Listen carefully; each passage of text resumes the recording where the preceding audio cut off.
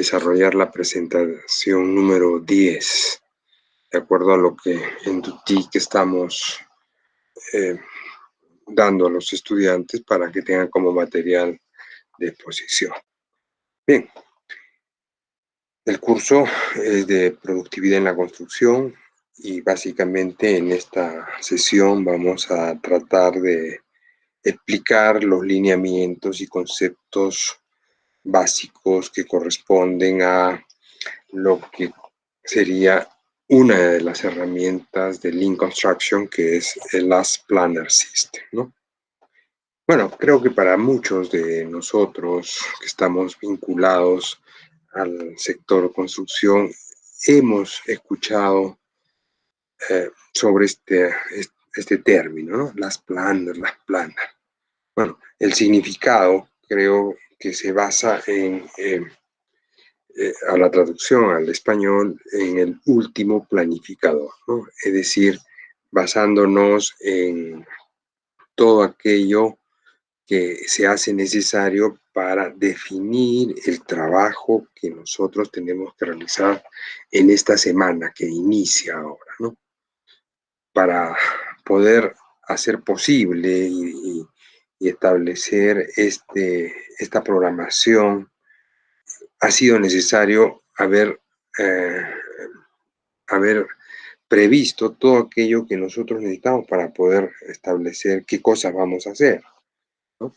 No podemos programar o planificar alguna actividad si es que no estamos completamente seguros de que está previa o ha liberado las restricciones que le corresponden y le tiene que tener para poder iniciar la actividad, ¿no? Generalmente se conoce como la planificación que corresponde a nivel de campo, ¿no? Es decir, nosotros en obra tenemos diferentes frentes de trabajo y estos normalmente son coordinados entre el ingeniero de obra y el maestro de obra, que es la persona que permanentemente está en contacto con el personal obrero y está de una u otra forma distribuyendo gente, viendo en abastecimientos o en almacén que nos entreguen el material, haciendo el requerimiento, ¿no? Entonces, para poder entender un poquito lo que representa las planner y la importancia que tiene en el éxito del proyecto, es que involucra a muchas personas para que esto se pueda cumplir, ¿no? Entonces, dentro de lo que es esta introducción, el control de la producción en la filosofía Lean Construction se denomina Last Planner, ¿no? Hay personas o personal que está enfocado al tema de calidad, ¿no? O sea, en toda obra grande, los de calidad son un equipo de trabajo, los de producción es otro equipo de trabajo, ¿no? La parte logística se involucra, es decir, debo yo integrar a todos estos equipos que son parte del proyecto y de la obra para poder sacar adelante, ¿no?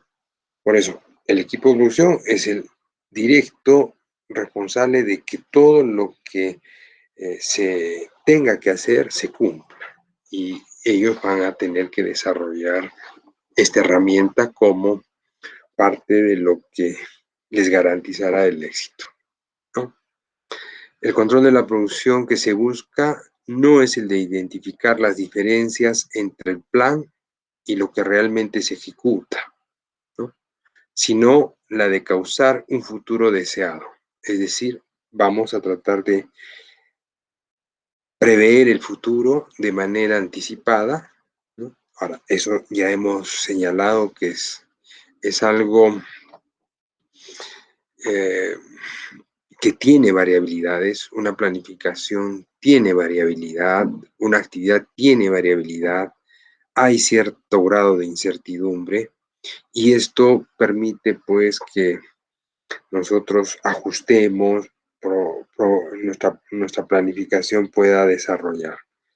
Hay un control permanente, un control diario, si se quiere, para tratar de establecer qué está ocurriendo, por qué no se están cumpliendo lo que estamos planificando. Y eso creo que debemos llevarlo en paralelo, de tal manera que al término de esa semana podamos tener reuniones de coordinación, donde podamos analizar cuáles fueron las causas, ¿no?, que no permitieron que alguna de estas actividades no se lleve a cabo, ¿no?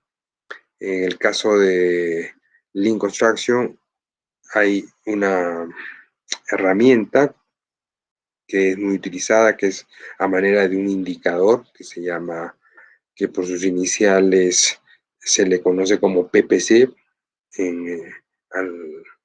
lo que representa el porcentaje, es un porcentaje de plan cumplido, ¿no? Bien, entonces, el control de la producción mediante las planes se realiza a través de un control del flujo. Eso ya lo hemos señalado también. El flujo compromete varias actividades, y dentro de este flujo también hemos dicho que se encuentran todos aquellos 7 desperdicios que podíamos haber descrito, ¿no? Lo que son esperas, lo que son tiempos, trabajos mal hechos, y eso es lo que tenemos que ir afinando. Control de las unidades de producción a través de estas estaciones es importante para que éstas no se detengan y que el flujo se mueva a un ritmo que hemos señalado que se conoce como el TAX, ¿no?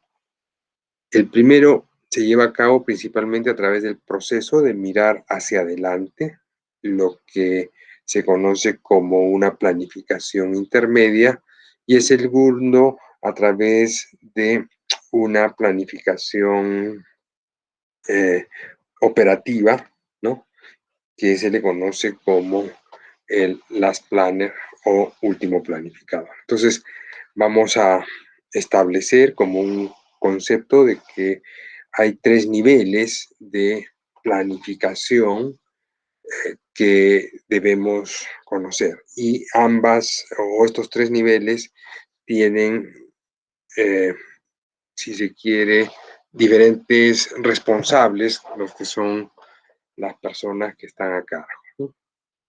Para poder llevar a cabo esta herramienta, necesitamos de cierto tipo de implementación, ¿no?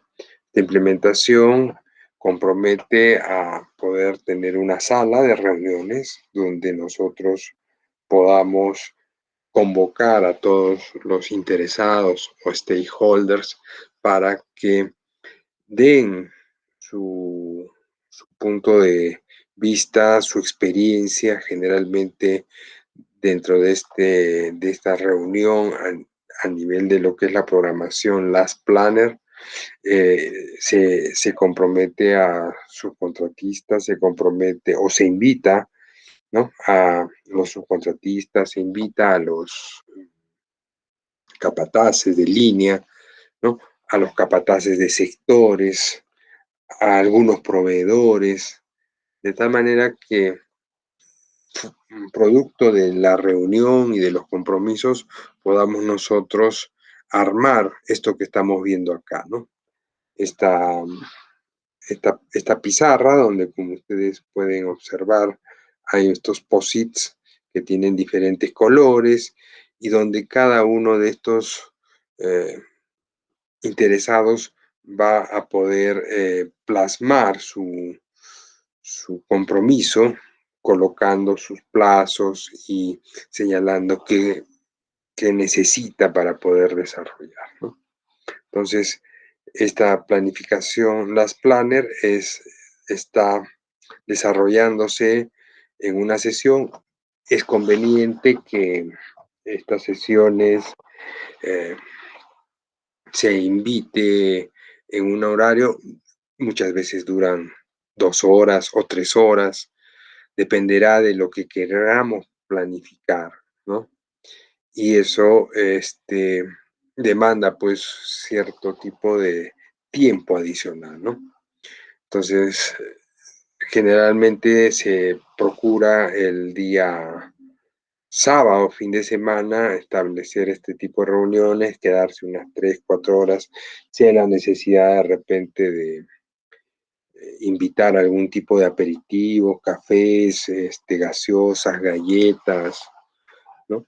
Para que el personal esté mucho más motivado, ¿no?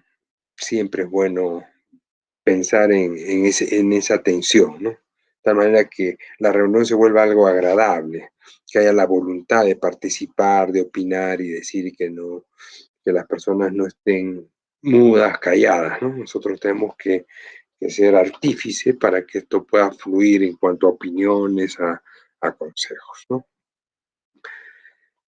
Es importante el tipo de reunión porque eh, a veces las soluciones surge de personas que ni nos imaginamos que iban a opinar, ¿no? Por si una vez estábamos viendo el tema de un proyecto y había un encofrado de una viga embolado, que no tenía uno de los apoyos en el otro extremo, y la verdad que estábamos en esa disyuntiva de cómo hacer, ¿no? Y cuando de repente quien habla pensaba que era el carpintero el que podía dar la solución, porque era el de la especialidad para el encofrado de ese tipo de viga. Sin embargo, al parecer había por ahí un electricista que había estado en otra obra y donde ya habían hecho esto. Entonces, fue la idea que nos proporcionó y definitivamente nos ayudó para poder sacar adelante ese tipo de encofrado, ¿no? Entonces, como ven, esta lluvia de ideas, las experiencias, porque las personas que participan en el último planificador o en el Last Planner son personas que han trabajado, están en la parte operativa, ¿no? De campo. Entonces, han acumulado mucha experiencia a través de muchos años y entonces ese tipo de ideas nos pueden permitir, porque todo se convierte, o sea, el propósito es una reunión colaborativa, ¿no? Donde todos podamos a través de nuestra experiencia decir esto, ¿por qué mejor no lo hacen así? Entonces te sugiero que esto lo vas a hacer. Se coordina el tema de equipo, de mano de obra, ¿no? Especializada muchas veces, y eso favorece a esta reunión, ¿no? Vamos a llamarle el salón Big Room, porque tiene que ser un salón apropiado. Ahora, definitivamente con este tema de la pandemia, esto es mucho más difícil de poderse llevar a cabo porque eh, no podemos concentrar muchas personas en ambientes cerrados. Podríamos llevarlo de repente a campo abierto, es cuestión de adecuarnos, ¿no? De repente tener un espacio abierto donde todo el mundo con su doble barbijo, las opiniones, y siempre tiene que haber un líder, ¿no? Que generalmente es el ingeniero residente, porque tiene que ver con la producción, o probablemente aparte del residente que debe estar comandando esto, haya un ingeniero responsable de la producción. Entonces, entre ellos empezar a dar una información de cómo viene el avance, qué es lo que necesitamos, y el compromiso tiene que ser de todo el equipo. Y el equipo me refiero a las personas que son parte, inclusive de lo que son proveedores, de los que son subcontratistas, y eso hace de que esto pueda ser.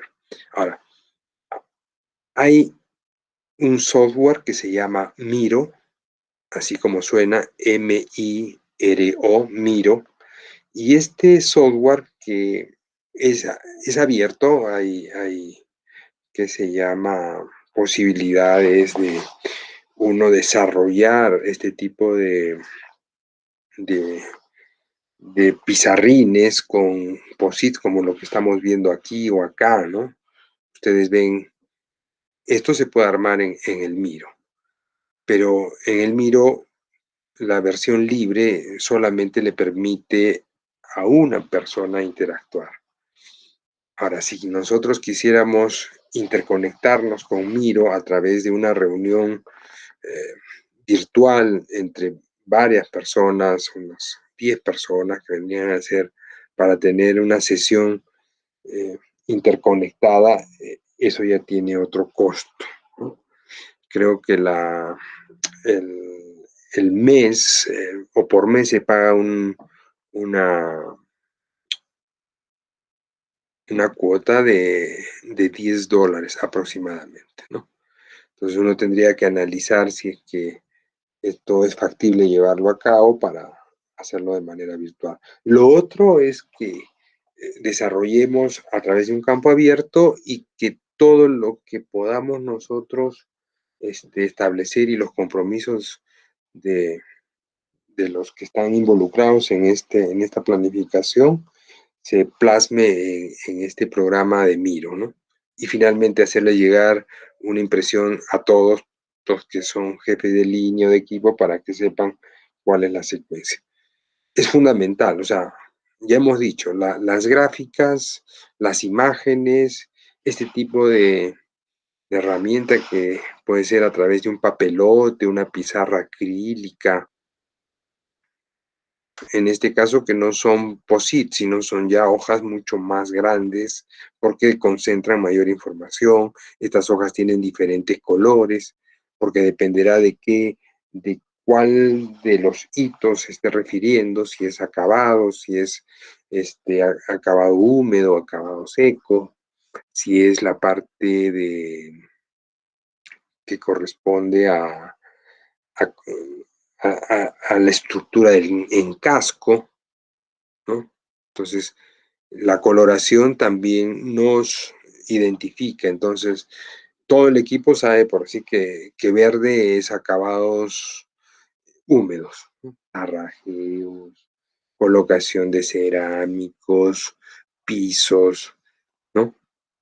Y podemos decir que los de color lila son los acabados secos, ¿no? O sea, todo lo que es implementación de reposteros, vidrios, ventanas, puertas. Por lo tanto, cada uno puede identificar. Y yo, que tengo que ver con concreto, sé que el verde identifica la parte de lo que son acabados húmedos. Entonces, esa es la forma como tenemos que empezar a conceptualizar todo lo que vendría a ser el trabajo. Entonces, el salón mejora la colaboración, la participación, integra todo el equipo y eso es algo que se debe lograr. Es ahí donde quizás se conozcan muchos maestros o trabajadores que nunca se vieron. Entonces propicia esa fraternidad, ese compartir, ese estrechar lazos de amistad y eso es bueno para el beneficio del proyecto. Entonces, la integración temprana permite al equipo ofrecer una obra con mayor rendimiento a tiempo dentro de lo que está presupuestado, ¿no? A través de la intensa colaboración interdisciplinaria, porque todos los sectores, inclusive está en instalaciones sanitarias, en instalaciones eléctricas, en instalaciones de gas, etcétera, ¿no? Los equipos pueden diseñar un edificio con sistemas que complementan y se apoyan entre sí y con objetivos del proyecto, ¿no? Y finalmente, la ubicación conjunta también facilita la tarea de solicitar a los miembros del equipo la información más reciente. Y esto es algo de que muchas veces no suele ocurrir, ¿no? O sea, la comunicación, es decir, nosotros si estamos llevando un control tenemos que comunicar, tenemos que informar, no podemos guardarnos este tipo de información, mis queridos alumnos, porque finalmente eso va a incidir y va a repercutir en el proyecto, ¿no? Entonces, si compartimos información y experiencias, yo creo que vamos a tratar de ser mucho más eficientes, reducir el tiempo que podamos tener planificado, ¿no? Y eso es, creo que el propósito de este tipo de reuniones en este salón. Bueno, acá vamos a ver una secuencia en el tema eh, de lo que vendría a ser la planificación, que nos da una orientación de cuál es la secuencia y los niveles que tiene, ¿no? Generalmente en obra existen jerarquías, ¿no? Y estas jerarquías se dan en cualquier empresa, en cualquier organización, ¿no? Los organigramas nos permiten a nosotros tener este, líneas de comunicación y de, de establecer responsabilidades también, ¿no? Por lo tanto, a nivel empresarial, creo que ya lo habíamos conversado en el curso de gerencia de proyectos 2, las organizaciones pueden ser de dos clases, ¿no? Organizaciones verticales o jerárquicas y organizaciones planas u horizontales, ¿no? Por lo tanto, en esto también establecemos un principio, un orden, y esta secuencia es la que debemos cumplir para poder desarrollar nuestra planificación, y esta planificación, si es que realmente es acertada y tiene muy poca variabilidad, tengan ustedes por seguro de que el éxito del proyecto está asegurado, ¿no? Entonces, el sistema de planificación a través de esta secuencia, el Master Schule, que es la planificación maestra, y es el punto de partida. Generalmente es la planificación que en los expedientes técnicos se presenta, ¿no? Esta planificación que se presenta a través de un cronograma de barras Gantt, ¿no? Nos muestra la secuencia de inicio a término del proyecto, en donde tenemos unas barras en color rojo que determinan cuáles son estas actividades que no pueden sufrir ningún tipo de retraso, por lo que es importante tener muy presente esa ruta crítica. Ahora, una cosa es la planificación o programación que ha presentado el proyectista, ¿no? Al momento de desarrollar el proyecto. Y otra muy diferente debe ser la planificación de la empresa contratista que va a ser la responsable de hacer las cosas. Siempre hemos hablado de que dos personas o dos ingenieros de estructuras no pueden diseñar, y si ustedes les dan cargas, les dan condiciones de servicio y les hacen hacer un edificio y después los comparan, no van a ser iguales, ¿no? ¿Por qué? Porque no piensan igual. Sí tienen un mismo criterio, pero para unos de repente esta columna va a llevar 6 fierros de media y para el otro puede colocarle 4 fierros de 5 octavos, ¿no? Entonces ya hay una diferencia en la cuantía, en la distribución de aceros, y, y no es que los dos proyectos estén mal, ¿no? Pero de acuerdo a su criterio, de acuerdo a su forma de enfocar la teoría que hace falta para diseñar estructuralmente un edificio, cada uno va a aplicar su criterio, ¿no? Igual, en el tema de planificación y de programación ocurre lo propio, ¿no? ¿Por qué digo esto? Porque cada uno puede ver y puede cambiar a las actividades. viendo su experiencia, el tipo de equipos, de maquinarias. Ahora, sí es correcto de que en el caso de obras públicas se presente una planificación o un calendario de obra, ¿no? Que lo conocemos como el calendario de avance de obra, el CAO, ¿no? Y esto es importante para la firma del contrato, ¿no? Eso es lo que le alcanzamos al contratista, al cliente, al dueño, al propietario. Pero realmente eso es lo que nosotros vamos a ejecutar en campo, ¿no? Yo no puedo asumir de que lo mismo que ha hecho el proyectista yo lo voy a hacer igualito, con punto y comas. No puede, ¿no?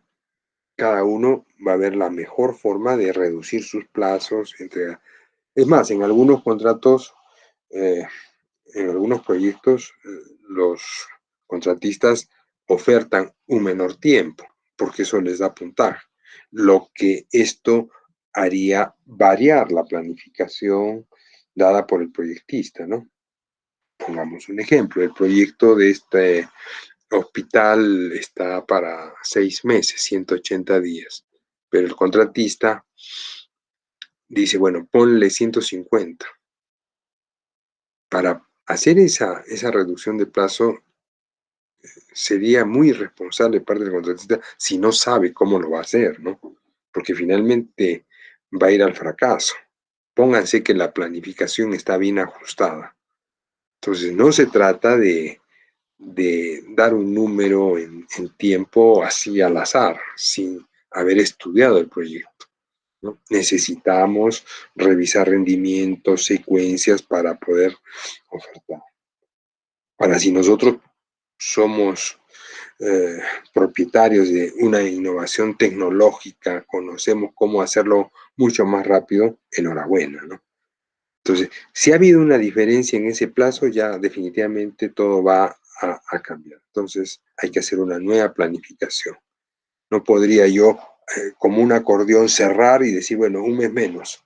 O sea, a todas las actividades quítales un día y con eso estamos cumpliendo. Pero igualito, manténla en la secuencia tal como se ha hecho. No, no es factible. Entonces, son las cosas que a nivel de una planificación maestra, que es la que se presenta en el proyecto y es la que tiene que desarrollar el contratista o su equipo, necesitamos como punto de referencia. Después viene el planeamiento de obra, que vendría a ser lo que nosotros vamos a desarrollar, ¿no? Mediante cómo vamos a enfrentar esto, ¿no? Generalmente en esta etapa se determinan sectores, ¿no? Y estos sectores nos permiten establecer un tren de trabajo y este tren de trabajo tiene un ritmo y está distribuido de manera equitativa, ¿no? El circuito fiel, que es la facilidad de poder tener un control sobre lo anterior, de tal forma de que mediante el circuito fiel yo pueda establecer si estoy cumpliendo las metas, ¿no? Si estoy cumpliendo los objetivos. Generalmente este circuito fiel, en el caso de edificaciones, el control se lleva mediante control de horas hombre, ¿no? El problema, en el caso de una carretera, tendríamos que establecer un circuito fiel mientras el control de horas máquina, ¿no? Es mucho más variable el tema de la mano de obra que quizás la mano de las horas hombre o las horas máquina de los equipos. Porque el equipo es equipo, ¿no? Son fierros, tú le exiges, aceleras y eso va a responder. En cambio, en el tema de horas hombre hay una diferencia. Bueno, vamos a ir viendo a través de un ejemplo también. Después el Lucas Head Plan, que es una planificación intermedia, ¿no? Una planificación que nos permite abastecer más que una planificación operativa como lo que vendría a ser el Last Planner, es una planificación de carácter logístico, administrativo, para poder ver el tema de restricciones, ¿no? Y después vendríamos a desarrollar la planificación Last Planner, ¿no? Y Last Planner donde establecemos la secuencia que durante la semana vamos a desarrollar, ¿no? Entonces, todo lo que no haya superado las restricciones en la planificación anterior, ¿no? No pasa para la planificación semanal. Todo lo que esté liberado de acuerdo a nuestro trabajo, al haber conseguido el equipo que necesitábamos, al haber conseguido la mano de obra que requeríamos o los materiales que necesitábamos para hacer, ya están en campo, ya están listos, están en la obra, podrán pasar al siguiente nivel que vendría a ser la programación semanal. Entonces, entre la programación semanal y la programación diaria se refiere el tema de el último planificador. Generalmente en la planificación diaria ya es importante hacer un cronograma, ¿no?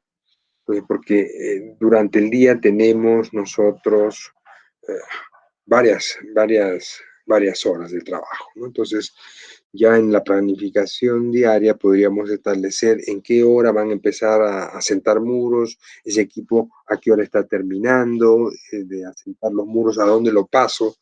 Entonces, todo esto es importante que se converse antes de poder desarrollar. ¿Qué es lo que generalmente se hace en campo, no?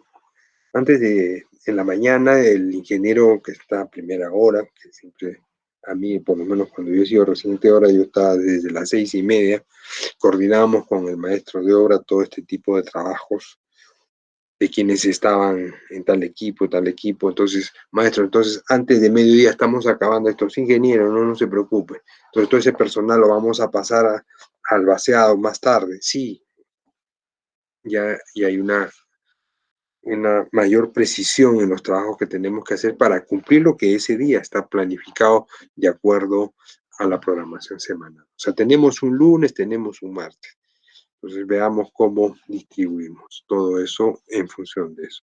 Entonces, acá es donde las papas queman, ¿no?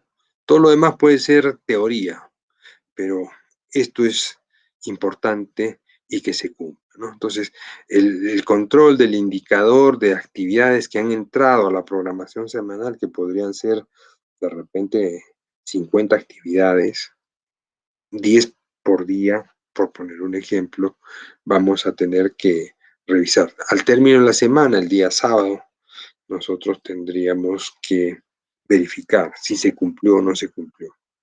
Y si no se cumplió, bueno, tratar de encontrar esa causa raíz de que por qué, cuál fue. Y ahí aplicaríamos esta herramienta de los 5 porqués. Porque es que no hicimos, porque no llegó el material. ¿Y por qué no llegó el material? ¿No? Hasta dar realmente con la causa, ¿no? No llegó el material porque logística no le avisó al señor de Volquete. ¿Y por qué logística no le avisó al señor de Volquete? Porque al volquetero hay que pagarle al cash y yo solicité el dinero a caja y al de caja. ¿Y tú por qué no le diste el dinero? Porque no nos han dado, no nos han pagado, no tenemos plata. Entonces tenemos que ver el tema de financiamiento. Probablemente esa es la causa, o sea, no le puedo echar la culpa al que no vació, ¿no? Entonces todo eso es parte de lo que a través de este análisis se tiene que establecer para poner los correctivos que correspondan, ¿no? Y como ven, esta es la programación, ¿no? En el sistema de planificación, y nosotros tenemos que tener pues justamente esta retroalimentación de que las cosas que se han hecho bien se pueden mejorar, sí, y las cosas que se han hecho mal, ¿por qué es que se hicieron mal? Y tratar de evitarlas, ¿no? Entonces, el porcentaje de plan cumplido, ¿no? por sus iniciales el PPC, tiene que ser analizado, ¿no? En el tema de programación semanal y en el tema de programación diaria, ¿qué es lo que está pasando? ¿No? No necesariamente, porque si yo espero a que termine la semana, probablemente lo que no hice el lunes, puedo corregirlo el martes, ¿no? Pero si mi error persiste lunes, martes, miércoles, no, tengo que poner el parche inmediatamente. Entonces, por eso hay sesiones mucho más cortas, quizás al término de la jornada, 4:30, estamos viendo, checando qué es lo que nos ha hecho y viendo las personas que han participado se acerquen un rato a la oficina para que nos expliquen qué pasó, ¿no? A qué se debió el incumplimiento de algo que teníamos planificado hoy día lunes. Entonces, inmediatamente proceder a dar de repente, ¿no? En el caso de trenes de trabajo, estas actividades tendrían que quedarse, habría que autorizar unas horas extras para que concluyan, ¿no? Y ya estamos viendo que no se va a terminar, debemos cumplir con la meta porque si no nos vamos a atrasar. Entonces, al final, ese es el propósito en esta fase de información de retroalimentación, ¿no? Acá tenemos que ver con las curvas de producción, es el análisis del informe semanal de producción, ¿ya? Entonces, esto se va registrando en un cuadro de barras o quizás lineal, viendo todo nuestro actuar a través del tiempo, cómo venimos desarrollando nuestra obra, ¿no? Entonces, es importante siempre llevar esto para ver, así como han visto lo del dólar, cómo ha estado fluctuando y sube, baja, y eso es algo de lo que no debería haber, ¿no? O sea, deberíamos mantener un ritmo de crecimiento en el tiempo muy similar. ¿Eso qué quiere decir? Que nuestra planificación, nuestros flujos de trabajo, que es lo que nosotros, bajo el enfoque y la filosofía Lean Construction, tratamos, está respetando, ¿no?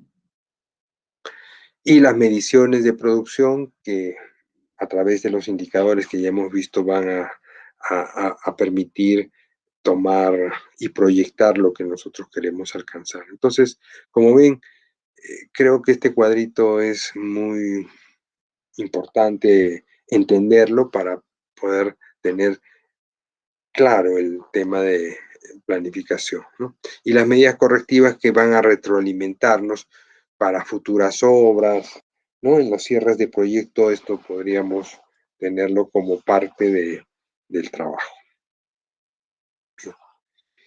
Acá vamos a establecer, estos son los criterios que a través del Lean Construction han ido desarrollándose, ¿no? Y donde nosotros debemos establecer cuál es la secuencia de estas planificaciones, ¿no?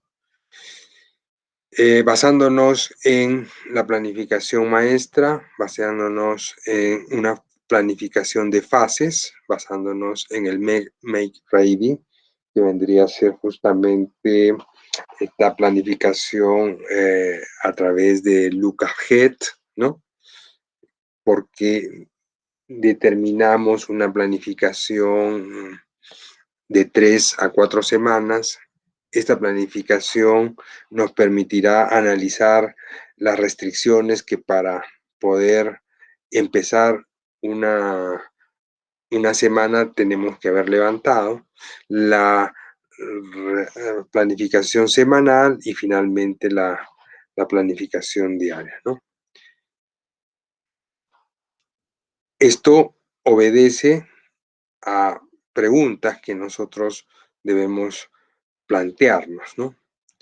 Dentro de lo que es lo que deberíamos hacer, finalmente, qué es lo que podemos hacer, si se puede, se hará, y finalmente lo que se hizo, ¿no? Entonces, acá ustedes empiezan a relacionar la secuencia dentro de esta jerarquía. Dentro de esto tenemos el programa maestro, en este programa maestro lo que buscamos es establecer hitos, referentes que nos permitan control. Es decir, estamos partiendo toda la torta en 4 o en 5, lo cual será mucho más fácil de administrar, controlar, programar, etcétera.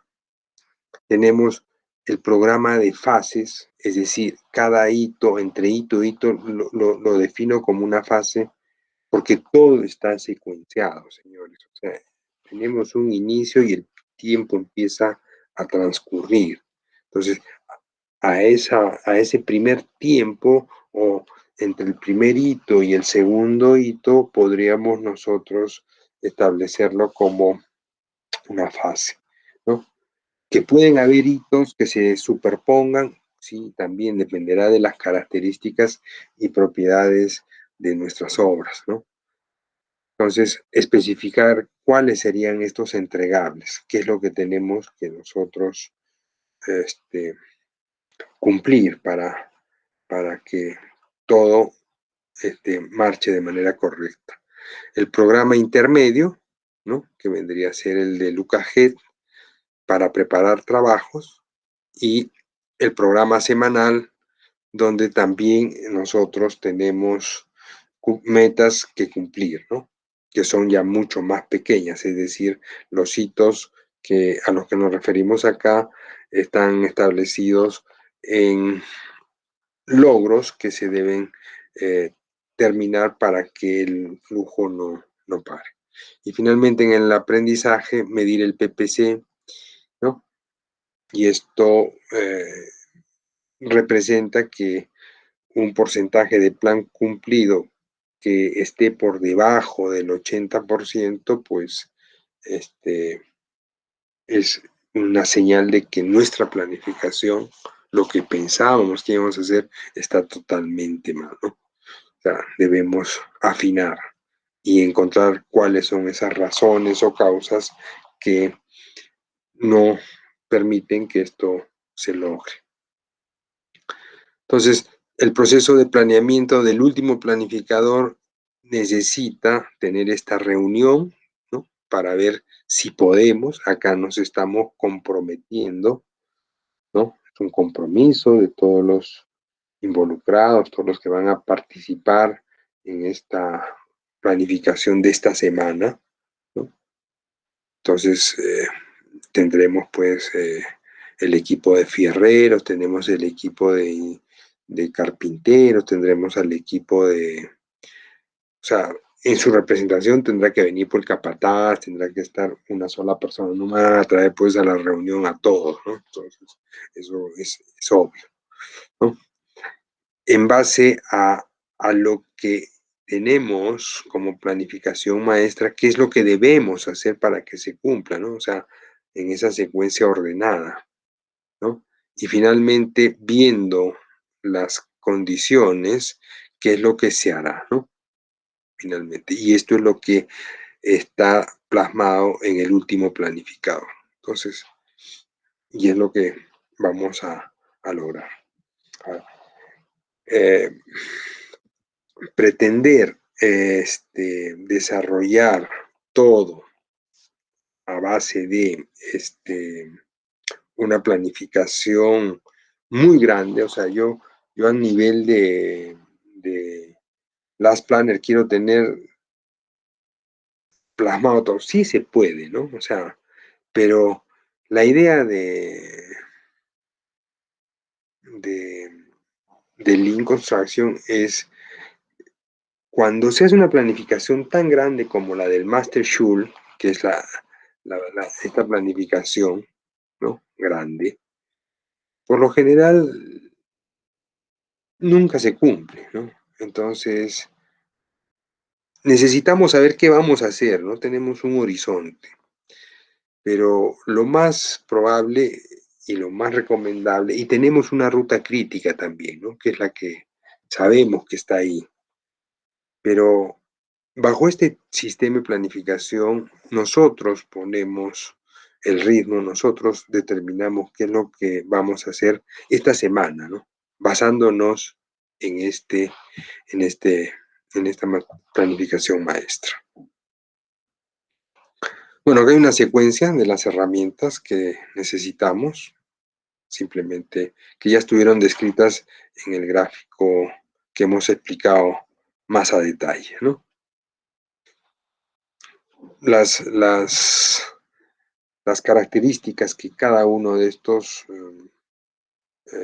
componentes de la secuencia de la planificación tienen, las explicamos para poderlas explicar. En el caso del plan maestro, ¿no? Decimos, es muy importante para lograr un buen entendimiento del mismo, ¿no? O sea, por eso decía, eso me da toda una visión general. Entonces, tenemos una fecha de inicio, tenemos una fecha de término, y bajo esos lineamientos hay una secuencia también constructiva. Entonces, manejo la idea general del proyecto, ¿no? El nivel de detalle debe reducirse ahí, ¿no? Entonces, ¿qué son hitos? ¿No? En topografía, un hito puede ser un benchmark, ¿no? Un benchmark que me define un punto de partida, un punto de llegada, ¿correcto? Y por lo tanto, a través de mi levantamiento topográfico, yo salgo ahí, debo cerrar ahí, ¿no? Mi poligonal o lo que fuera. Entonces, igual, en el caso de una planificación maestra, yo debo plantear estos hitos. Estos hitos podrían ser, depende en una obra de edificación, de repente el casco, ¿no? El casco gris o el casco rojo, ya. Entonces, o de repente si hay mucho movimiento de tierra, yo diga, bueno, primerito terminar todo lo que es movimiento de tierra. Tenemos para excavar muchos metros cúbicos porque es un edificio con 3 sótanos, ese podría ser un primerito, ¿no?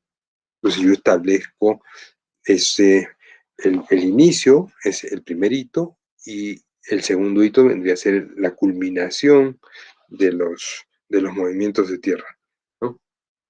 Si no termino el movimiento de tierra no puedo hacer nada porque las máquinas, las retroexcavadoras, los camiones, todo van a estar en pleno movimiento. O sea, ese tendría que ser mi primer hito, sí o sí, ¿no? A partir de ahí, y dependiendo de la magnitud del proyecto, podría conformar un segundo hito todo lo que es cimentaciones, ¿no? Entonces, ese podría ser mi segundo hito, ¿no? Ahora, podríamos en una planificación de barras GAN, un hito para nosotros es lo que representa una partida título, ¿no? O partidas de primer orden. Entonces, para mí podrían ser eso. Pero tener tantos hitos de control de repente no sea tan conveniente, ¿no? Entonces, podríamos nosotros poner 4, ¿no? De repente en la parte de lo que corresponde a estructuras, tener 2 hitos me parece algo razonable, ¿no? En la parte de acabados, colocar otros 2 hitos, ¿no? Acabados húmedos, ¿no? Y terminar de repente con acabados secos. Y con esto yo ya tengo pues mis puntos de referencia para poder controlar. Ve cómo se relacionan las actividades del proyecto y el momento en que deben realizarse.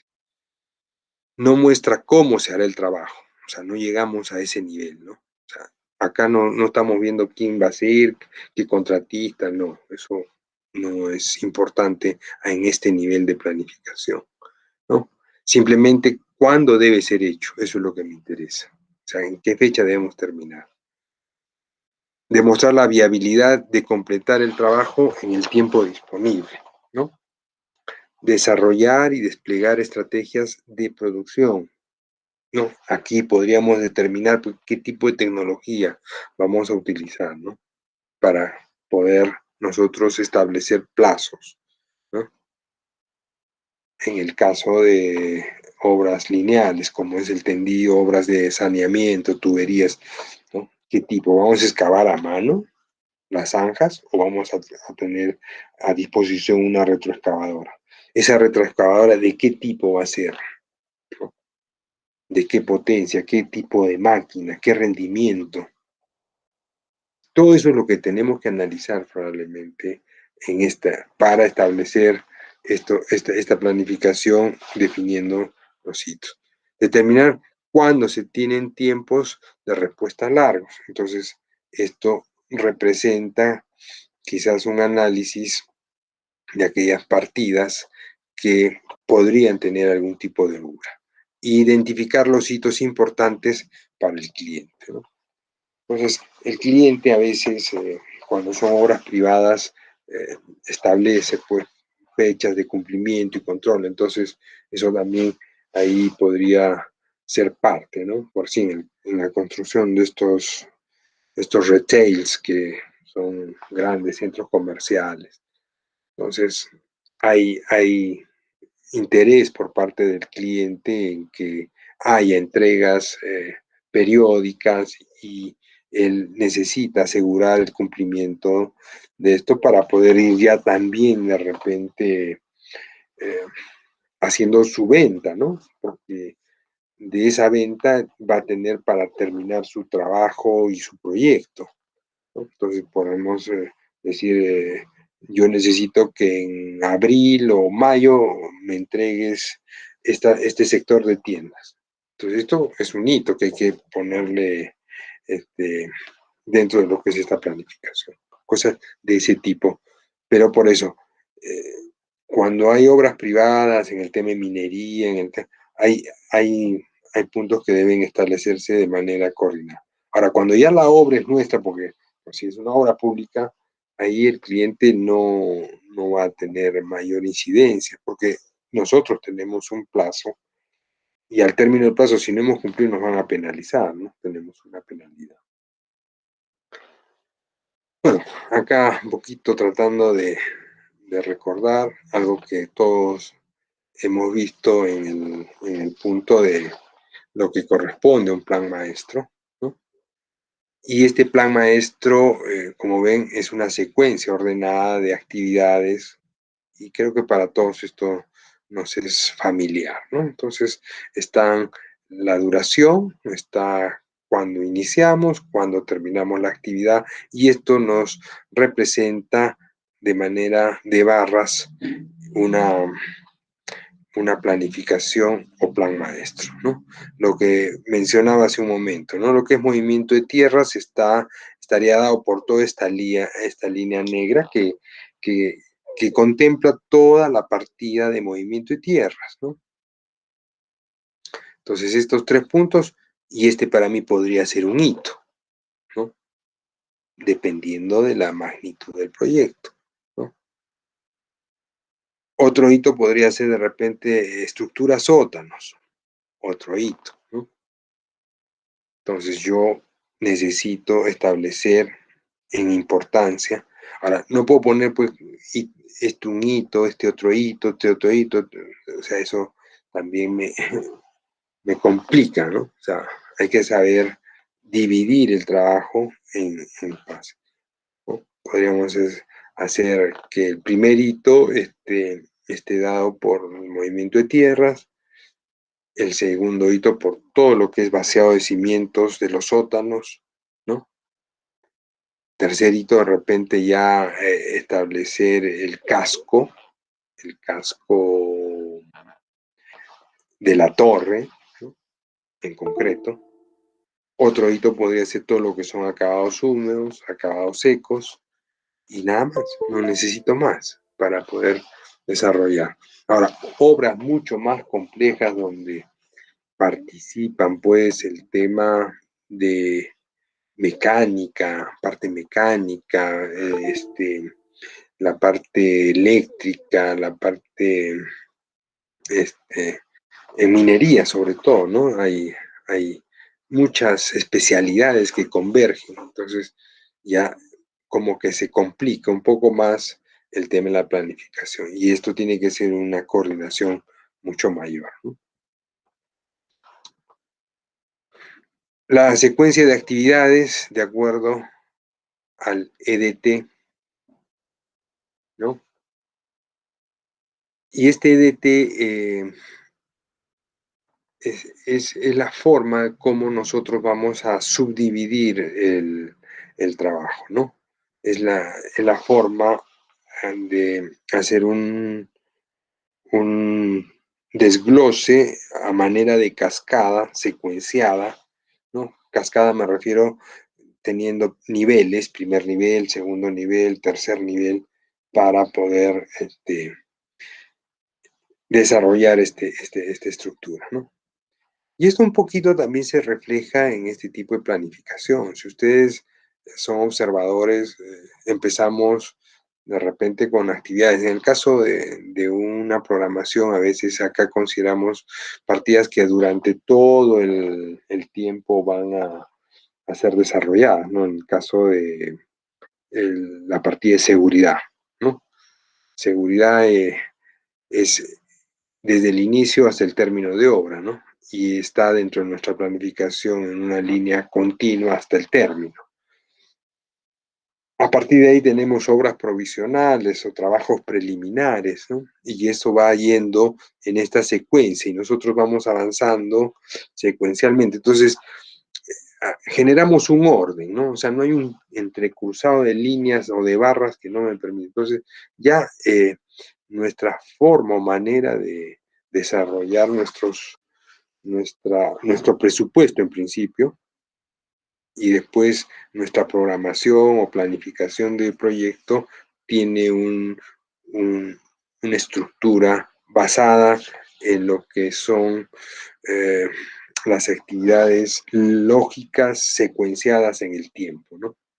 Entonces, yo no puedo poner acá de repente vaciado de concreto y acá abajo movimiento de tierras. Oye, no, pues eso nunca, jamás se ha visto. Primero pon movimiento de tierras, después pon vaciado de cimientos, y así como vas subiendo en el edificio, vas poniendo las diferentes partidas hacia abajo, ¿no? Pensando de que esta de acá, esta partida que está acá abajo, se va a ubicar por acá, pues, ¿no? Y las primeras que estamos colocando van a ir en la parte de acá. Entonces, como el tiempo avanza en esta dirección, hacia este lado, ya veo un orden y me permito poder entender este sistema de barras Gantt, ¿no? Bueno, acá presentamos un sistema de estructura de desglose del trabajo, donde vemos los diferentes niveles, ¿no? Nivel 1, a nivel de proyecto, este podría ser el que está en color azul oscuro. El nivel 2, cuáles son las fases de este proyecto en color celeste que estamos observando, ¿no? Y acá en estas fases podríamos hablar pues, de movimiento de tierras, cimentaciones, casco gris, etcétera, ¿no? A nivel 3, la ubicación, es decir, dónde vamos a desarrollar el trabajo.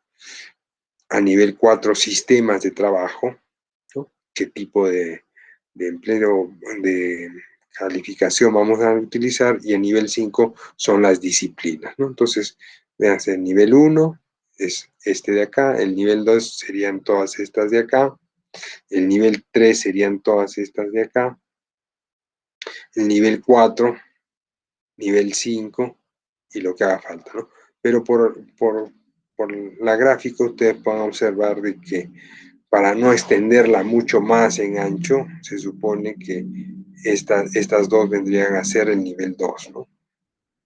Acá. Esta de acá, estas tres tendrían que estar igualitas, ¿no? Por eso es que estoy tratando de explicar, pero el gráfico sería muy extenso, por eso es que se han colocado hacia abajo. Pero me refería al decir esto, es que si yo lo grafico mucho más ancho esto, esta y esta deberían estar acá, en este punto. Estas tres que serían del tercer nivel deberían estar hacia acá, ¿no? Vamos a poner. ¿Sí me entiendo? Ok. ¿No? Entonces, la dirección donde se ejecutará el trabajo, ¿no? Tenemos que conocer cómo se ejecutará el trabajo y tenemos que conocer qué trabajo es el que vamos a ejecutar. Entonces, todo esto nos permite a nosotros desarrollar esta estructura desglosable para nuestros proyectos y poderlo entender, ¿no? Porque finalmente creo que de eso se trata, de tener una conceptualización de qué es lo que vamos a hacer, ¿no? Esta es una vista de Lean Work Structuring que permite al jefe de proyectos establecer cuál va a ser el alcance de la estructura del trabajo, ¿no?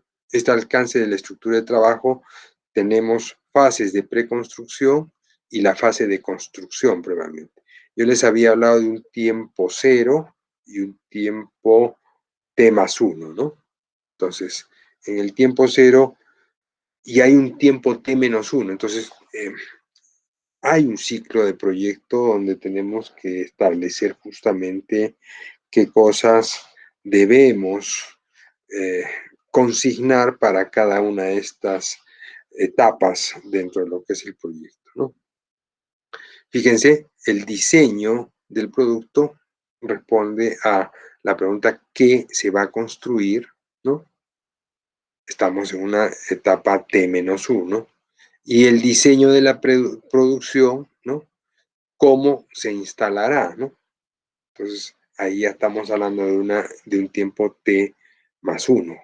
O vamos a hablar todavía de repente un T0, un tiempo T0, porque estamos viendo cómo lo vamos a implementar, ¿no? Y esto obedece a una cadena de suministro. Y esta cadena de suministro es la implementación de todo aquello que será necesario para poder hacer realidad el proyecto, ¿no? Entonces tenemos el diseño de sistema de producción, ¿no? Y en esta fase tenemos la planificación pool, básicamente, ¿no? O sea, la fase estaría dada por lo que vamos a hacer dentro de lo que es este primer hito, por decir, que yo lo estoy consignando como una fase, ¿no? Ahora, las estrategias para el manejo de la variabilidad. Ya habíamos desarrollado el tema de variabilidad y quizás es bueno volverlo a recordar porque es algo que está inmerso, hemos dicho. La variabilidad no podemos eliminarla, ¿no? Y la variabilidad va a ser mucho mayor, ¿no? Acuérdense del 6 sigma, ¿no? Nosotros normalmente nos manejamos con una distribución gaussiana donde ponemos el límite inferior y límite superior y generalmente la ocurrencia de todo lo que ocurre dentro de esta campana de Gauss corresponde a un 95% de ocurrencia, ¿no? Eso es estadística. Ahora, ¿qué pasa cuando nuestros procesos son mucho mayores, ¿no? Si ustedes determinan que la cantidad de actividades en un proceso es solamente 2, pues nuestra variabilidad estaría dada, sería mucho menor, ¿no? ¿Por qué? Porque hay una teoría, ¿no? Entonces, si nosotros multiplicamos el porcentaje del 95% en 2 actividades, ¿no? Nos da pues que entre más actividades tengamos, la variabilidad va a incrementarse, ¿no?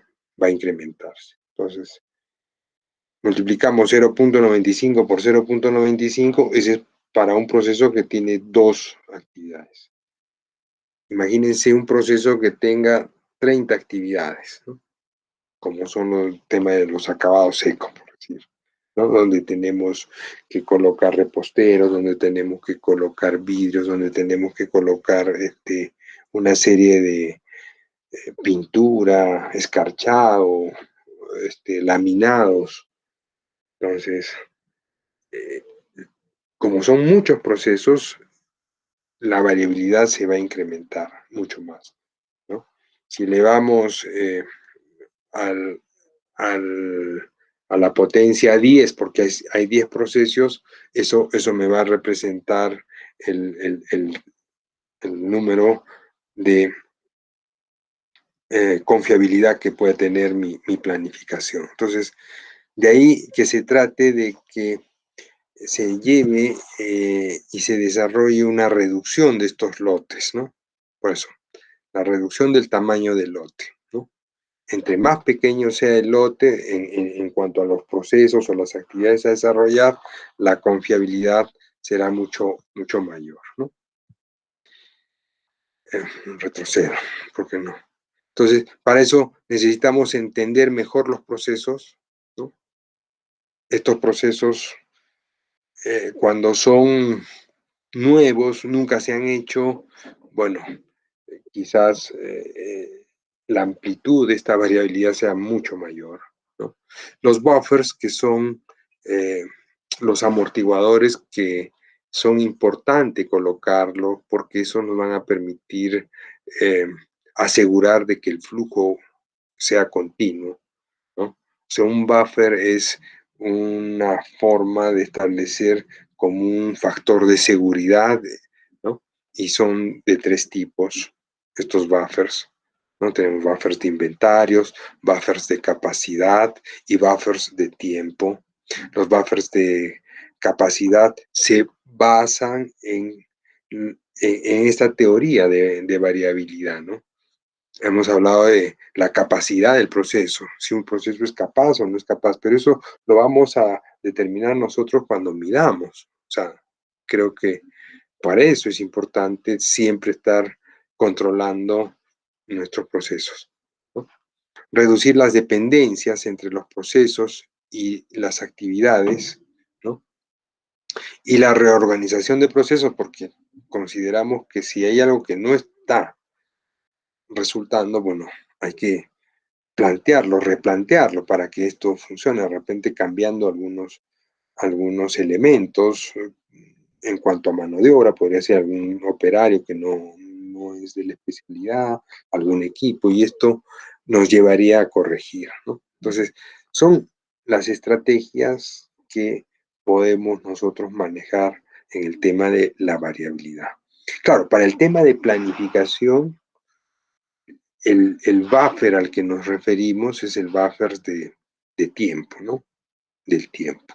Es decir, yo tengo que tener cierto factor de seguridad. No puedo tener una planificación tan apretada, tan ajustada, o si la hago ajustada, yo tengo que al final colocarle un amortiguamiento que sé que me va a permitir, en el caso de que sufra algún imprevisto, poder cumplir con la meta y en el tiempo que nos estamos comprometiendo, ¿no?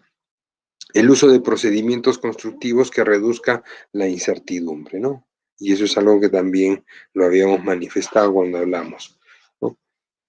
Procesos constructivos con los que nosotros ya tenemos experiencia porque venimos haciéndola durante muchos años y bastante seguido.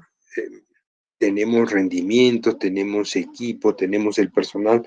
Bueno, ese procedimiento va a tener una menor incertidumbre, ¿no? Y vamos a planificar con mayor precisión. Entonces, la variabilidad importa en el tema de la planificación Last Planner, sí, porque entre menos variabilidad tengamos, vamos nosotros a cumplir con lo que planifiquemos. Algunos buffers visto comúnmente, hemos mencionado ya el tema de buffers de inventario o buffers de materiales, es decir, tenemos en obra siempre algo de más. Hay un tema que decimos, es preferible que me sobre y que no me falte material en un vaciado de una losa donde no hay concreto premezclado. Entonces, yo no puedo pedir con las justas, debo tener un adicional. Lógicamente que esto tiene que ser controlado en la medida que vamos avanzando en la obra. No puedo pedir en exceso, porque si es que hago eso, no es que sea una pérdida, ¿no? Porque finalmente el material puede retornar al almacén general, pero también veamos si tenemos el espacio, ¿no? Bueno, me han sobrado pues 30 varillas de fierro, ya, pues llévalas al almacén, pero esto es con cargo a tu obra, ¿no? Y eso finalmente va a repercutir en la ganancia, en la utilidad, en la rentabilidad, ¿no? Por eso yo siempre a los chicos de pregrado les digo, bueno, uno tiene que ir haciendo la procura en función de cómo va avanzando, ¿no? Si estoy empezando la obra, estoy haciendo mis requerimientos de material grueso, piedra chancada de 3/4, y sé que tengo todavía primer piso, segundo piso, tercer piso. Entonces, puedo pedir, pues, no a discreción, viendo mi espacio, viendo mi limitación de repente 30 cubos, ¿no?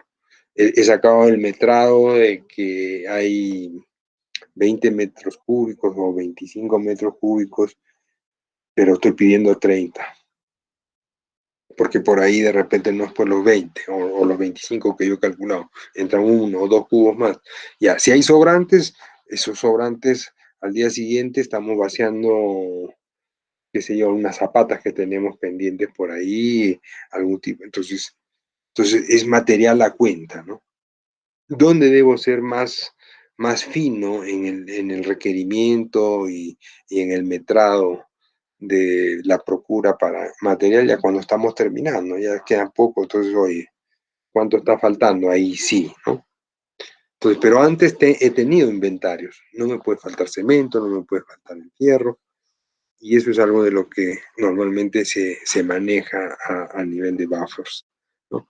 Planear las jornadas de 8 horas y trabajar 10. ¿Eso qué quiere decir? Que estamos nosotros con un, un mayor tiempo de ejecución y por lo tanto, pero es que esto también a veces debemos exigir, ¿no? O sea, es una estrategia, sí, me permite ir ganando el tiempo.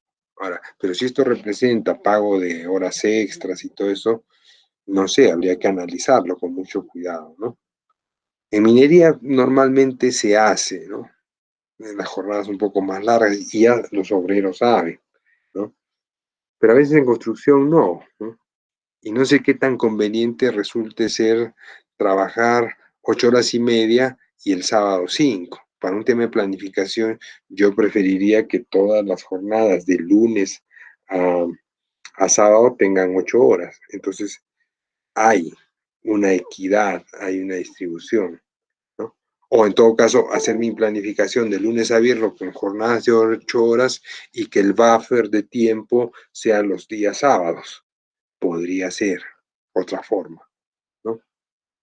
Equipos en stand-by también es necesario tener, en el caso de obras de bastante movimiento y uso de equipo y maquinaria, tener siempre equipos en retén, ¿no?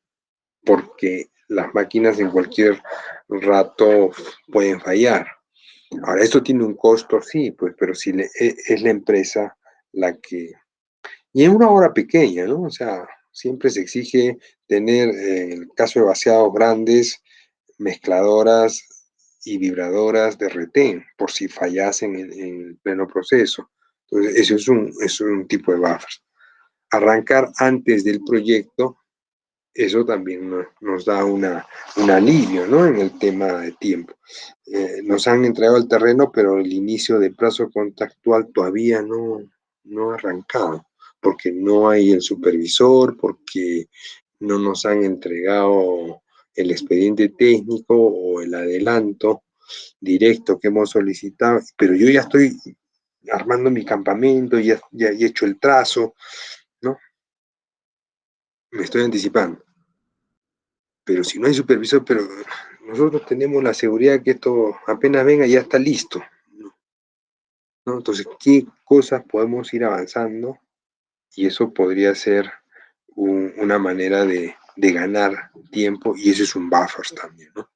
Planos aprobados adelantadamente, en el caso de los proyectos Fast Track, eso interesa porque ya nos asegura un determinado tiempo en cuanto al avance, ¿no? De lo que ya tendríamos que ir viendo. Entonces, son tres tipos, los tipos de buffers que podríamos mencionar, como dice, de inventario, de tiempo y de capacidad, ¿no? Entonces, lógicamente que para el tema de planificación, lo que concentra en el proyecto del último planificador es estos buffers de tiempo, ¿no? Que eso es lo que vamos a ver. Entonces, las estrategias comunes para la mitigación de la variabilidad o de la variación, ¿no? Es tratar de dimensionar los buffers. Entonces, primero debemos dimensionar los buffers para reducir la variación, ¿no? Es decir, esto se planifica, esto está pensado, ¿no? O sea, no es una cosa al azar. Dos, tratar de reducir o remover esas variaciones, que las vamos a ir detectando porque vamos a ir llevando un control de lo que venimos haciendo, ¿no? Y tres, ir aguas abajo en el proceso para establecer qué cosa es lo que está sucediendo, ¿no? Entonces, estos tres aspectos son estrategias que hay que tomarlas en cuenta para poder ver este aspecto fundamental. Entonces, para los buffers de inventario, en el caso de materiales que hemos hablado, mantenga el acceso de materiales en el sitio o cerca del mismo, ¿no? Con un cierto exceso, ¿no? Ahora, también hemos dicho que en el tema de desperdicio están los inventarios. Eso, el ingeniero se contradice, ¿no? Pero es que hay que tener un equilibrio, como digo. O sea, el inventario visto desde la perspectiva de un costo adicional por cuestiones de almacenamiento, de almacenaje, de interferencia, de interrupción. Pero si es algo que no va a generar eso, es importante tener siempre en exceso algo de más a que me vaya a faltar y que no tenga cómo resolverme en su debido momento, ¿no? El buffer de tiempo, que es el que corresponde a la programación, a la planificación, ¿no? También conocido como buffers del plan o backlog realizable, ¿no? Para poder tener esta holgura que en el tema de planificación Gantt se conocen las holguras. El trabajo no crítico actúa como respaldo para el trabajo planeado, ¿no? Y finalmente el buffer de capacidad, que tiene que ver con los flujos y los procesos propiamente desarrollados, ¿no? Construir una capacidad de reserva en el equipo o en la operación, ¿no? Bien. Acá hay un ejemplo de una obrita donde determina lo que son el tendido de una obra de saneamiento para lo que son tuberías de desagüe, básicamente, ¿no? Entonces, como ven, nosotros establecemos acá una planificación inicial, que es la que normalmente podemos desarrollar, ¿no? Y luego de esta actividad con sus fechas de inicio y término, lo que buscamos es empezar de atrás del fin de la obra hacia adelante, tratando de establecer cuál es una secuencia un poco más apretada en cuanto a rendimiento de maquinaria, de personal, de control, de inspección, de autorizaciones para poder establecer buffers de tiempo. Entonces, como ven, existe una diferencia en el inicio que podría ser que nuestro proyecto tenga este colchón, ¿no? Que vendría a estar dado por de repente 2 o 3 semanas debido a las consideraciones dadas en este buffer, ¿no? Luego vemos las relaciones entre las actividades, cómo entre estas se van entrelazando, ¿no? Y estas actividades van a poderse vincular con sus, con sus correspondientes secuencias dentro del proceso constructivo.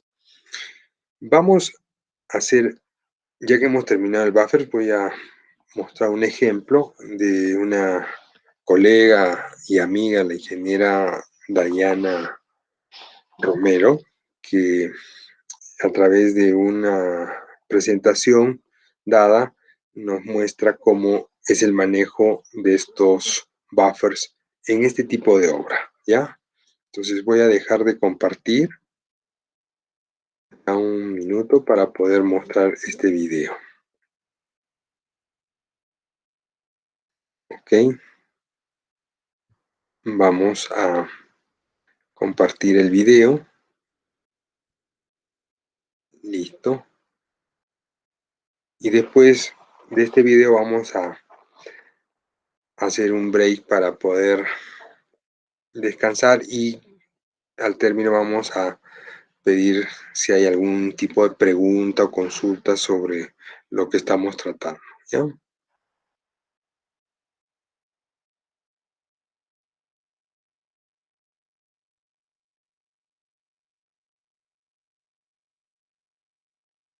En Project.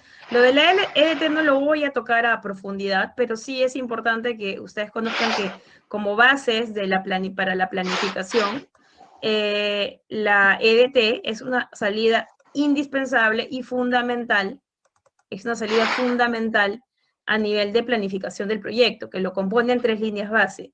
La línea base de costo, la línea base de tiempo y la línea base del alcance. Entonces, la EDT es un componente de la línea base del alcance, ¿ok? Eso solo para que lo tengan en cuenta, de que es una muy buena práctica,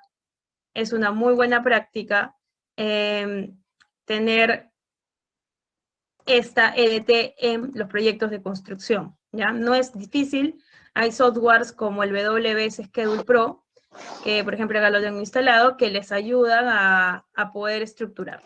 Ya, entonces, yendo al caso, tenemos para este proyecto, el equipo dice, cronograma, construcción de instalaciones enterradas, meta, ok. Entonces el equipo planteó primero esta estructura de trabajo, es decir, la ET está desarrollado o estructurado por trabajos preliminares, movimiento de tierras, las obras civiles, las obras mecánicas y, bueno, los trabajos finales. Cada uno de los sectores obviamente, tiene partidas, ¿no? Actividades. Que esto ya no se ve en la EDT, sino esto donde se tiene que ver es en el cronograma. Todas las actividades deben de verse en el cronograma, más no en la EDT. ¿Ok? Entonces, vemos que aquí están las actividades de movimiento de tierras, que forman parte de la ruta crítica, voy a abrir algunas, las de las obras civiles, que como les decía, no eran más del 2% de todo el presupuesto. Aquí vemos las obras mecánicas por sectores igual y por procesos, ¿no? Desde la termofusión, el montaje, no están separadas por líneas, ¿ok? No están separadas por líneas, simplemente por sectores y por procesos. Y bueno, los trabajos finales que igual forman parte de los hitos finales. Entonces, a ver, si nosotros tenemos un cronograma meta de 140 días, y yo les había mencionado inicialmente que el tiempo total que teníamos o que tenemos para este proyecto es de 6 meses. ¿A cuánto equivale 6 meses en días? A 180, ¿verdad? A 180 días. Entonces, el equipo de proyecto, de acuerdo a la estrategia, al despliegue, a la estrategia de planificación y demás, ha considerado o ha calculado, ¿no? En base a, vamos a chequear el archivito que dice tabla para programación, por ejemplo, y sobre esto se hicieron algunos ajustes, considerado estimados, ha considerado rendimientos promedios, obviamente ha tenido que volver a metrar, y miren que hay revisión 0, hay revisión 1, ¿no? y he considerado tablas de programación con rendimiento, con horas por turno. Ustedes saben que en minería no se trabaja 8 horas, sino se trabaja un poquito más. Ha considerado turnos, ha considerado número de cuadrillas, y esto es de acuerdo a la capacidad o la cantidad de personas. Y justamente este de acá, y lo voy a subrayar, este es un punto que también se revisa y se diseña cuando hablamos de buffers. Porque recuerden que también el tema de la capacidad es evaluada, ¿no? Un buffer de capacidad. Entonces, de repente, con lo mínimo necesitamos 3 cuadrillas, pero ¿qué pasa si colocamos 4? O si colocamos solo 2, ¿no? Entonces, eso debemos de evaluarlo al momento de obtener o de tener o de elaborar esta tabla de programación, el número de cuadrillas. Y eso depende mucho también de nuestros histogramas de trabajo, de la cantidad de horas hombre como tope que tenemos para poder efectuar esas adquisiciones a nivel del recurso de la mano de obra. Bueno, la eficiencia, ¿ya? No al 100%, sino en este caso un 95, 0.95. La duración calculada, miren, la duración calculada y la duración asumida. Ahora, la duración calculada, por ejemplo, si ustedes redondean 2.14 es 2, ¿no? Al entero menor es 2. Pero la duración que se asumió, por ejemplo, era de 3 días.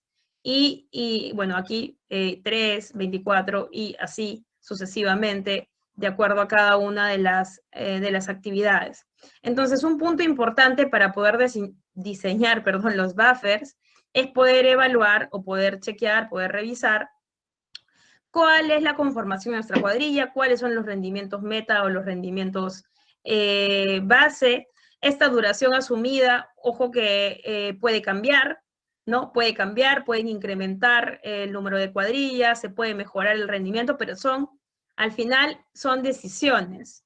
Al final son decisiones que se toman al momento de desplegar las estrategias de planificación.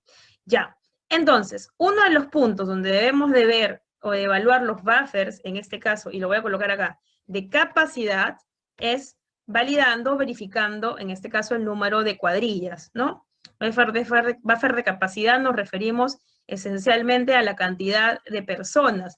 Y esto parte de la planificación, pero esencialmente cuando estamos en campo, aquí es donde se toman las decisiones con respecto a tener de repente una cuadrilla alterna o tener una cuadrilla que le llaman cuadrilla múltiple, multifunción, etcétera, o multitarea, tener más personal, justamente para poder afrontar esta variabilidad que es común y que es parte de las actividades de construcción y de la transferencia que se da a nivel de las diferentes partidas, ¿no?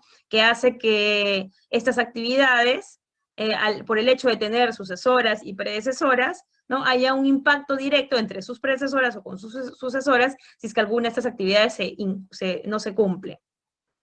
Otro de los puntos es los materiales o los equipos. En este proyecto específicamente eran un factor importante, un punto importante, los equipos. Los equipos, el 70% correspondía, en presupuesto correspondía al movimiento de tierras. Entonces, cuando hablamos de buffer de inventario, en este caso, ¿no? De inventario, lo que tenemos que voltear a ver para este proyecto en específico son con qué equipos contamos. Con qué equipos contamos para considerar o para llegar a estos rendimientos. Le voy a colocar acá rendimientos meta, porque esto es el presupuesto meta 90, ¿ya? Rendimientos meta, los cuales no deberían salir de una revista o de una tabla, sino que deberían ser en promedio los que la organización en proyectos similares o en proyectos pasados, o de acuerdo a un análisis de análisis de precios o análisis de, puede ser condiciones en cuanto al mercado, en cuanto al sector, en cuanto al cliente, porque estamos hablando de un proyecto de minería, considera, ¿no? Entonces, estos deberían ser propios de la organización o al menos asumidos o calculados, pero bajo su riesgo, bajo el riesgo de la organización, porque esto depende mucho. Entonces, el ver los equipos como tal, ¿no? Y el poder armar nuestro histograma de equipos y ver qué equipos tenemos, digamos así como a medida de poder tener un backup por si algo sucede, por si algo ocurre, por si alguno falla. Eso correspondería a qué tipo de buffer. A ver si han estado atentos y no los confundí. ¿A qué tipo de buffer correspondería ese cuando hablamos de equipos, en este caso?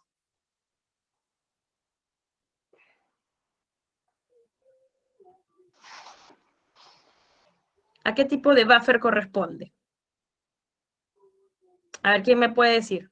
¿Y por qué? ¿Y por qué? Cuando hemos hablado de las cuadrillas, hemos dicho es buffer de capacidad, ¿no es cierto? Es buffer de capacidad. Ya. ¿A qué? Sí, capacitación no es buffer de capacidad. Ajá.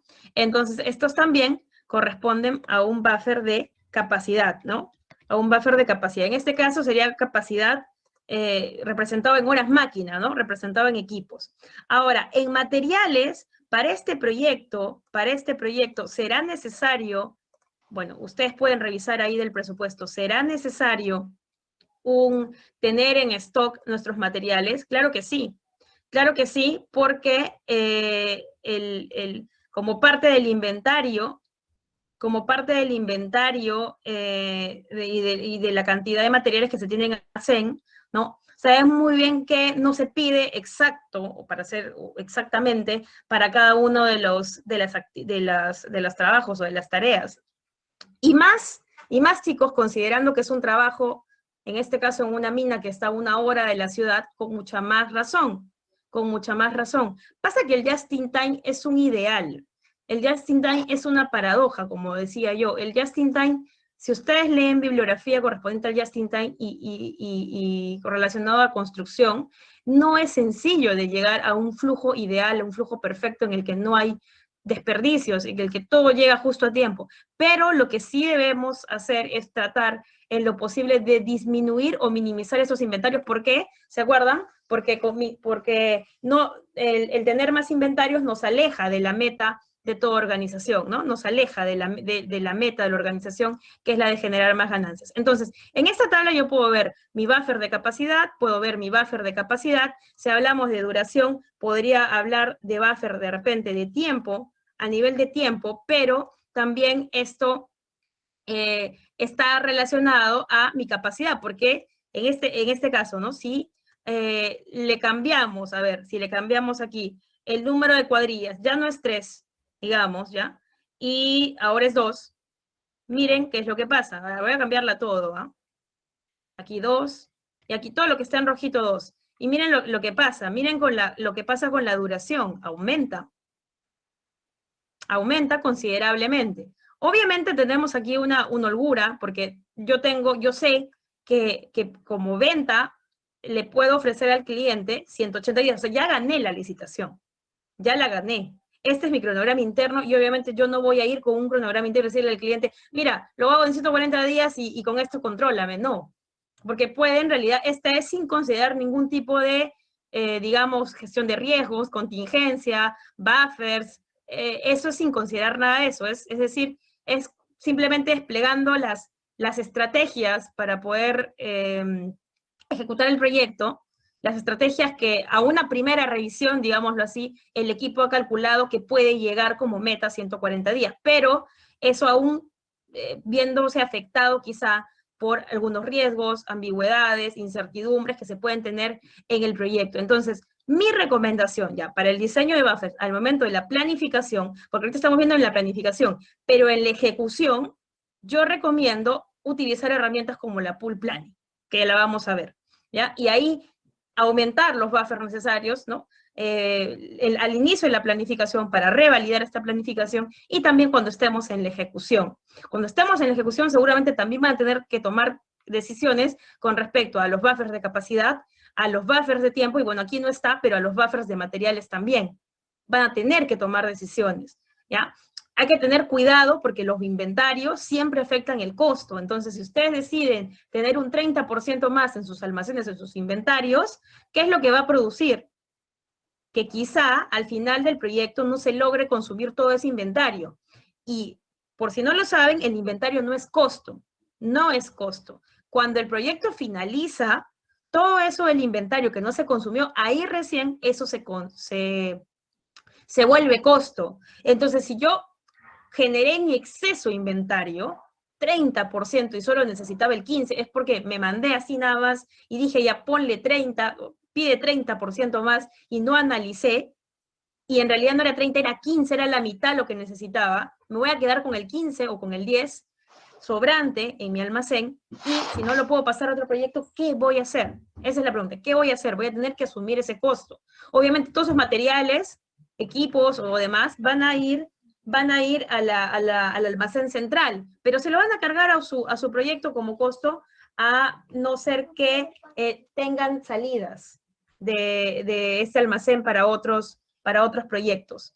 ¿Ya? Entonces, a ver, vamos a hacer algunas simulaciones. ¿Qué pasaría si en este proyecto... ¿Qué pasaría si en este proyecto, no? Yo le considero, bueno, ya, vamos a darle un control Z, ¿ya? Vamos a darle un control Z. A ver, por ejemplo, ya, aquí le considero, digamos, 2. Aquí 2.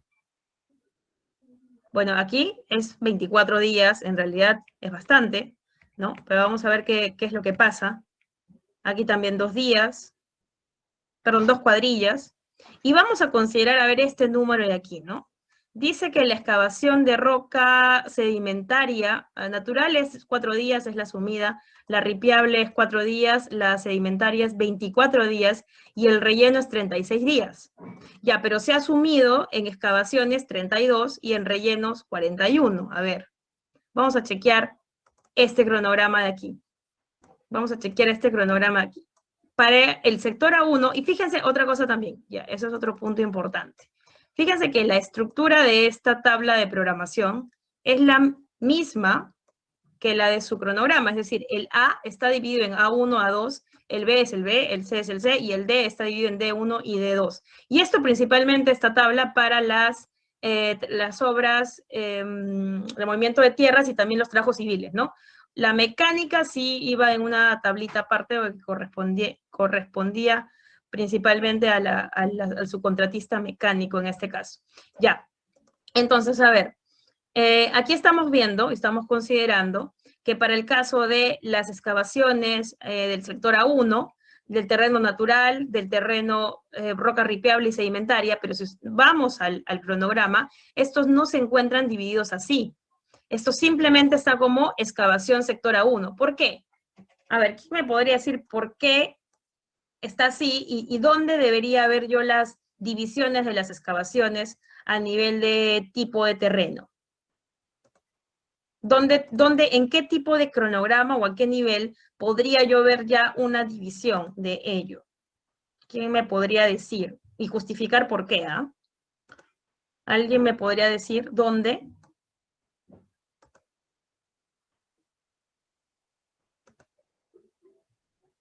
¿En qué cronograma?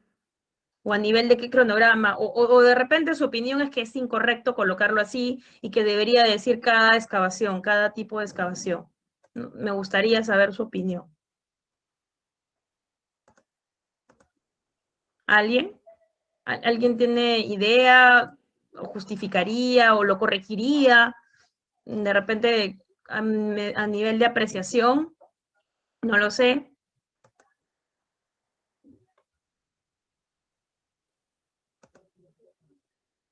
¿Nadie? Ya. En realidad no es incorrecto, porque este es un cronograma meta y el project me ayuda a gestionar, pero a un nivel 2, a un nivel 3. Incluso a un nivel 3 es un tanto complicado. Hay que ver varios factores. No es necesario desglosarlo, no es necesario desglosarlo. ¿Dónde sí va a ser necesario una programación a mediano plazo? Como en el UKG, por ejemplo. Entonces, ya.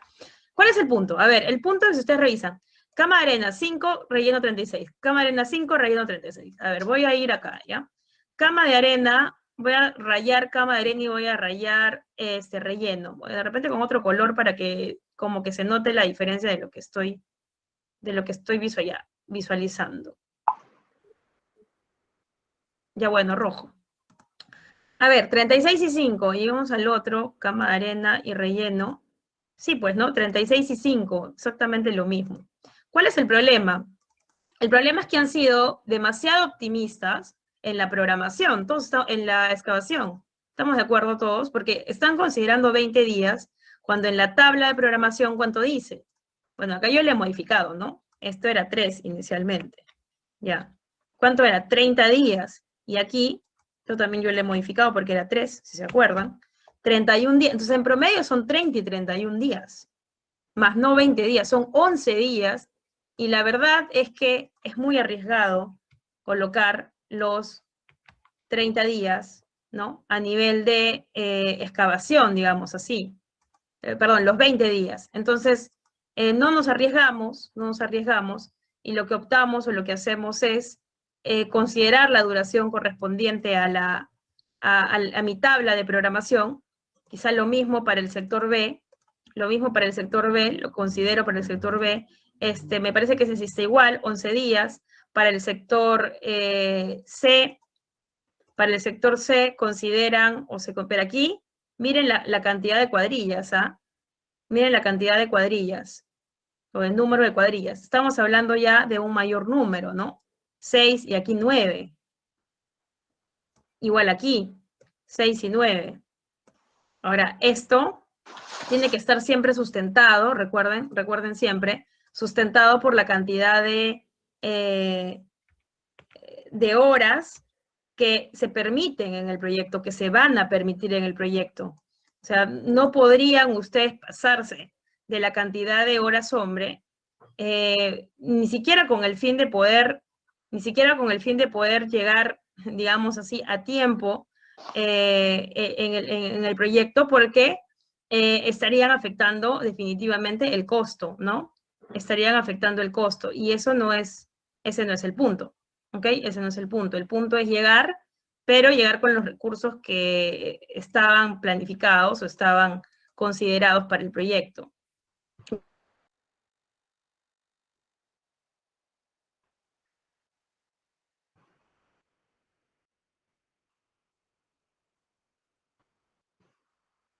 Muy bien, como han podido escuchar en este ejemplo que la ingeniera Dayana Romero nos ha hecho conocer, son varios aspectos los que definen y determinan el buffers, ¿no?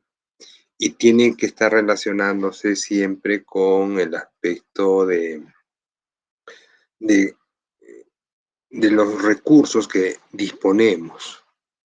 Entonces, la comparación que nosotros siempre tenemos que ver es la de nuestro presupuesto meta, en base a lo contratado, a lo que disponemos. ¿Se acuerdan de la bolsa de horas hombre, de la bolsa de horas máquina? Entonces, no es cuestión de meter gente en una planificación generando un desbalance y consumiendo lo que de repente al final nos va a traer problemas.